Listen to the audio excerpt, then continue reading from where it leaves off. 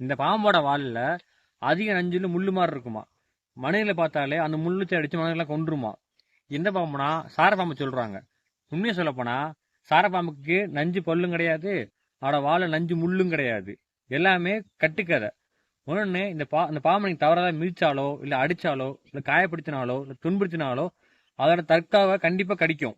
ரத்த அளவு கடிக்கும். ஆனால் உங்களுக்கு உயிருக்கு எந்த ஒரு ஆபத்தும் வராது. நீங்க ஜிகிச்சு போய்ட்டு ஊசி போய்ட்டு அந்த ஊசி போட்டிங்கன்னா அந்த பயம் போயிடும்.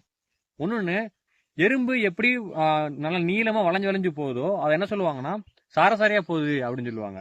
இந்த பாம்பு ஒரு 7-8 அடி வரையும் வளரும். இந்த பாம்பு போகிறத பார்த்தா அப்படிதான் தெரியும். ஸோ அதுக்கு வந்து சாரப்பாம்புன்னு பேர் வந்துச்சு. ஆங்கிலத்தில் இந்தியன் ராட் ஸ்னேக்னு சொல்லுவாங்க. இந்த பாம்பு ஒரு இடத்துல இருக்கு அப்படின்னா அந்த இடத்துல எலியோட எண்ணிக்கை ரொம்ப ரொம்ப கம்மியாக இருக்கும். அவ்வளோ கண்ட்ரோல் பண்ணி வச்சிருக்காங்க எலியை ஃபுல்லாக. உங்கள் வீட்டை சுற்றி உங்கள் வீட்டை சுற்றியோ இல்லை காட்டை சுற்றி இந்த பாம்பு இருக்கு அப்படின்னா அங்கே எலியோட எண்ணிக்கை ரொம்ப கம்மியாக அர்த்தம். இந்த மாதிரி உங்கள் காட்டுலேயோ இல்லை உங்கள் வயல்